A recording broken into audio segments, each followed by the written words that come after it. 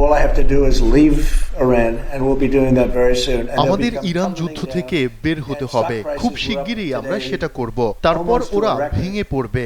আজ শেয়ার বাজার প্রায় রেকর্ড ছুঁয়েছে, কারণ সবাই জানে আমাদের দেশ নিরাপদ। মাঝখানে একটু ঘুর পথ নিতে হয়েছিল, কারণ সেখানে খোমেনি নামের একজন উন্মাদ নেতা ছিল যে এখন আর নেই।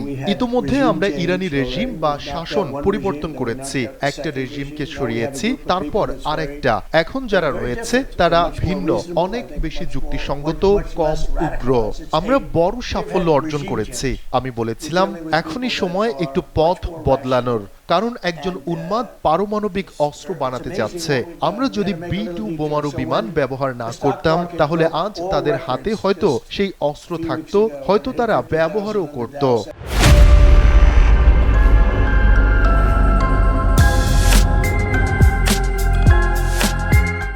মানুষ এটা বুঝেছে।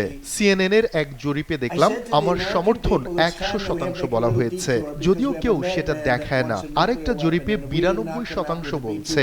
মানুষ বোঝে আমরা আসলে কি করছি। আমরা খুব শিগগিরই যুদ্ধ বন্ধ করে দেব, 2-3 সপ্তাহের মধ্যেই। ফ্রান্স বা অন্য কোনো দেশ যদি তেল গ্যাস নিতে চায়, তারা হরমুজ প্রণালী দিয়ে যাবে, নিজেরাই নিজেদের নিরাপত্তা দেখবে। এটা আমাদের কাজ না। আমরা তাদের শক্তভাবে আঘাত করেছি। ওই এলাকায় থাকা অনেক উগ্র তাদের শক্তি হারিয়েছে।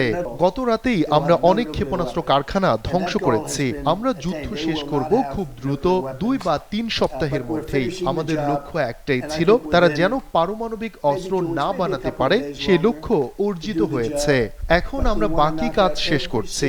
হয়তো এর আগেই কোনো চুক্তি হয়ে যেতে পারে, না হলেও কোনো সমস্যা নেই। আমরা তাদের 15-20 বছর পিছিয়ে দিয়েছি। তাদের নৌবাহিনী নেই, বিমান বাহিনী নেই, যোগাযোগ ব্যবস্থা নেই, আকাশ প্রতিরক্ষা নেই, নেতারাও নেই। ঠিক এই কারণেই আমরা বলছি শাসন পরিবর্তন হয়েছে।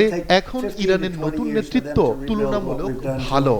They have no navy, they have no military, they have no air force, they have no telecommunications, they have no anti-aircraft systems. They have no leaders. You know, their leaders are all gone. That's why we have regime change. We have nice new leaders. Peter?